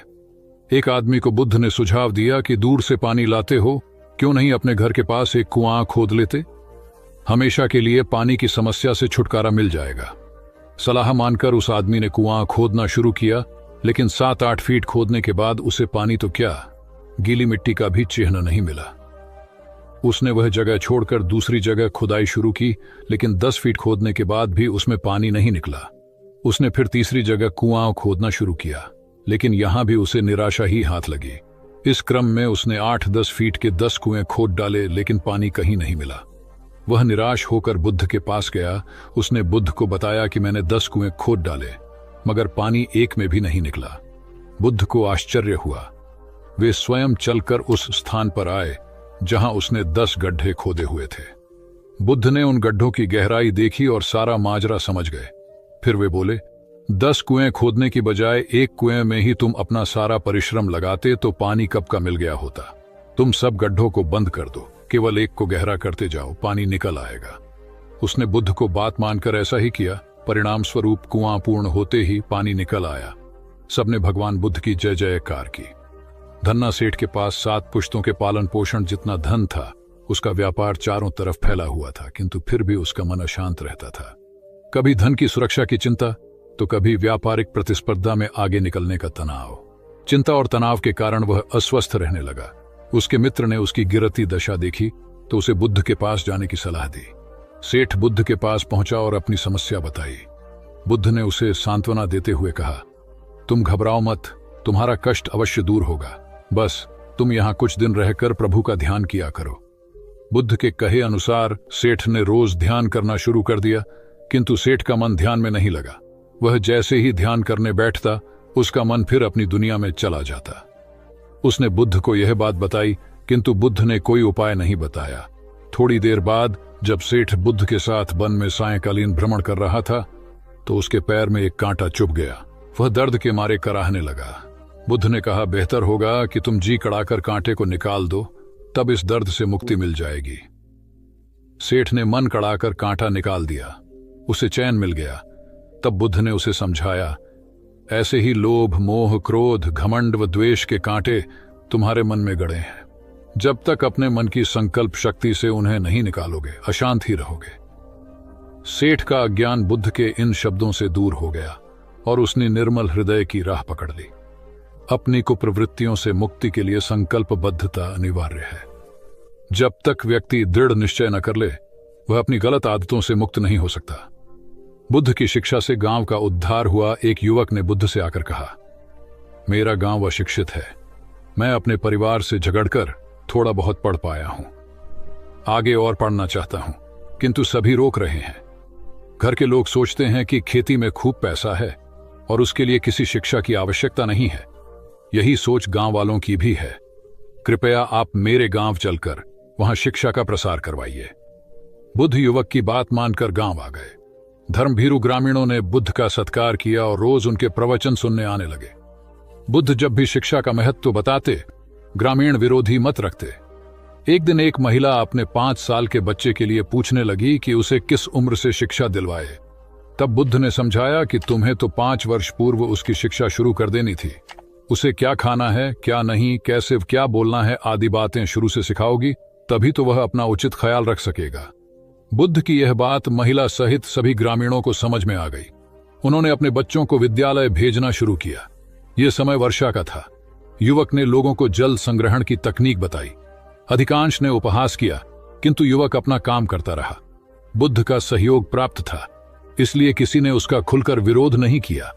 जब गर्मी में भीषण जल संकट के कारण फसलें सूखने लगीं, तो युवक ने कुएं खुदवाए, जिनमें जल संग्रहण की तकनीक के कारण खूब पानी निकला। ग्रामीण अब शिक्षा का महत्व समझ चुके थे। धीरे धीरे संपूर्ण गांव शिक्षित हो गया। ज्ञान हर उम्र में अर्जित किया जा सकता है। यही ज्ञान हमें जीवन में आने वाली समस्याओं के समाधान की राह सुझाता है।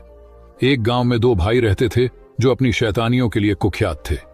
उन्हें दूसरों को परेशान करने में बड़ा आनंद आता था। वे हर समय किसी न किसी को परेशान करने में लगे रहते थे। गांव के लोगों के साथ साथ उनके माता पिता भी उनकी ऐसी हरकतों के कारण बहुत दुखी थे।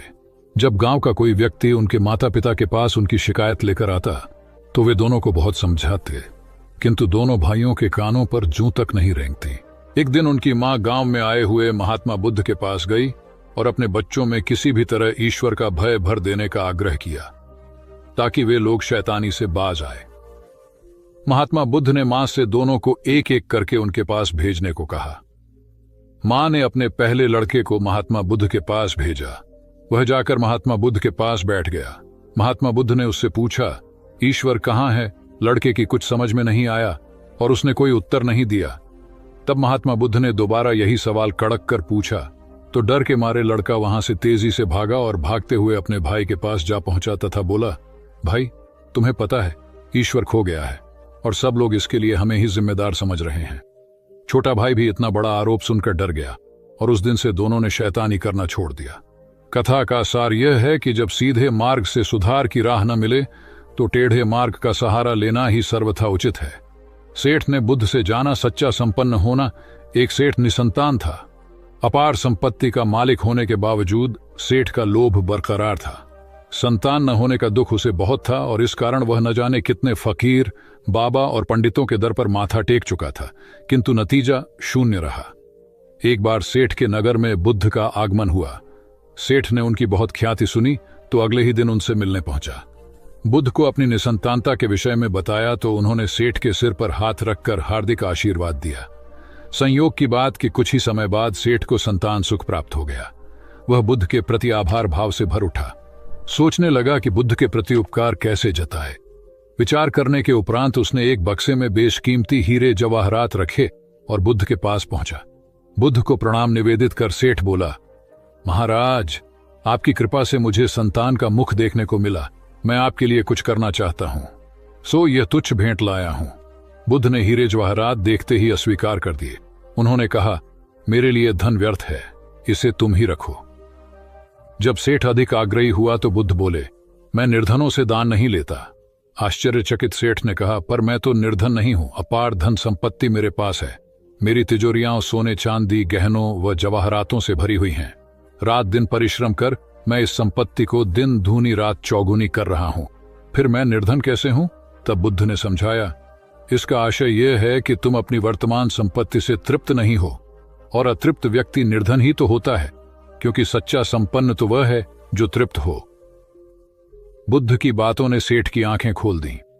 संतोष सबसे बड़ा धन और संतोष ही सर्वाधिक धनी होता है, क्योंकि इच्छाओं का अंत निर्लिप्तता की परम सुखमय अवस्था को लाता है। एक बार गौतम बुद्ध से अभय राजकुमार ने प्रश्न किया कि क्या श्रमण गौतम कभी कठोर वचन कहते हैं।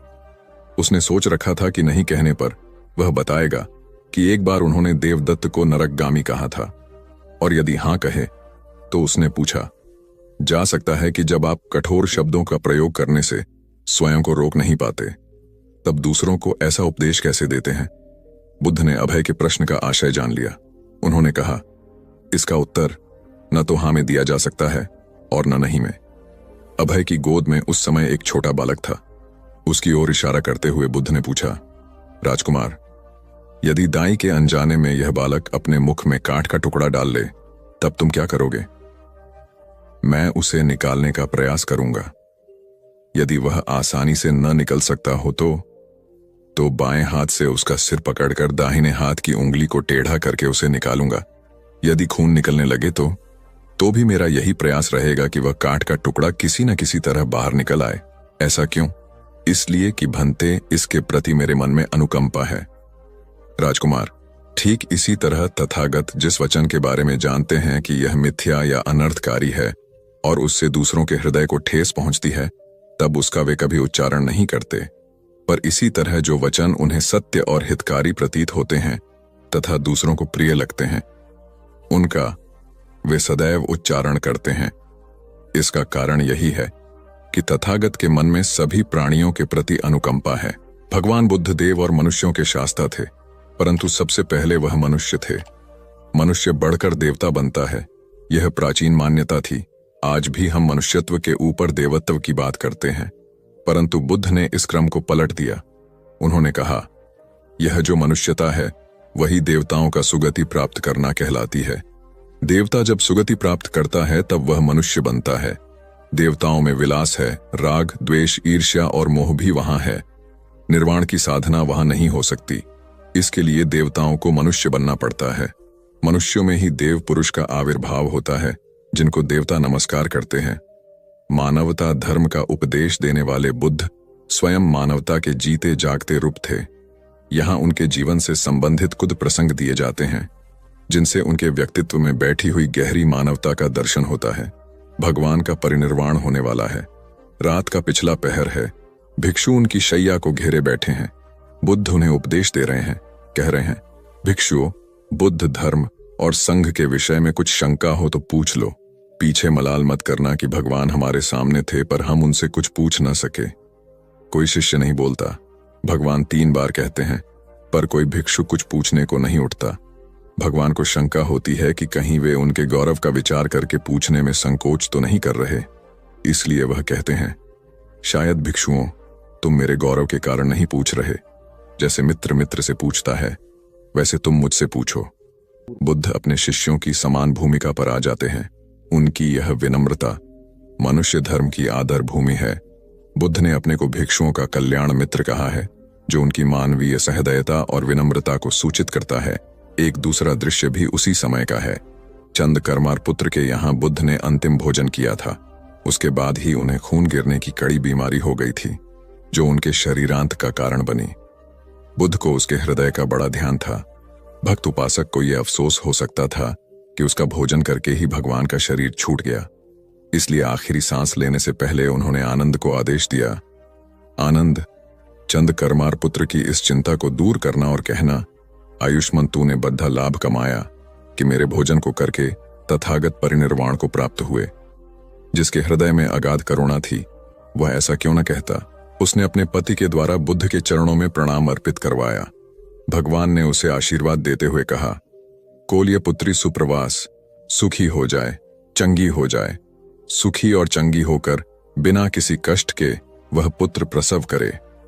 ब्राह्मणों के साथ भी उनकी पूरी सहानुभूति थी, जैसे कि विश्व के सभी प्राणियों के साथ उनकी पूरी सहानुभूति थी।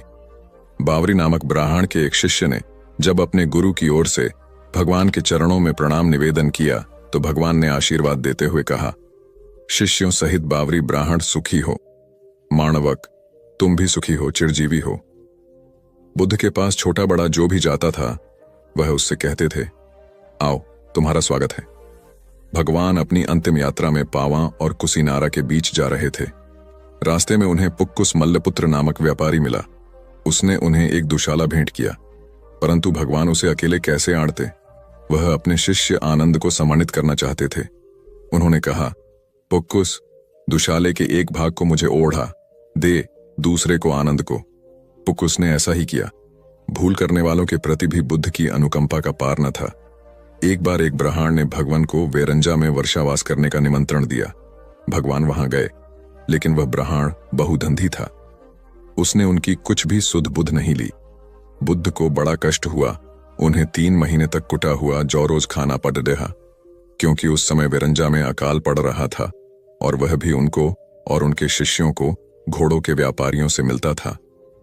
इतना होने पर भी वर्षावास की समाप्ति पर भगवान बुद्ध अन्यत्र जाने से पूर्व वे रंजा जाकर ब्राह्मण को आशीर्वाद देना नहीं भूले।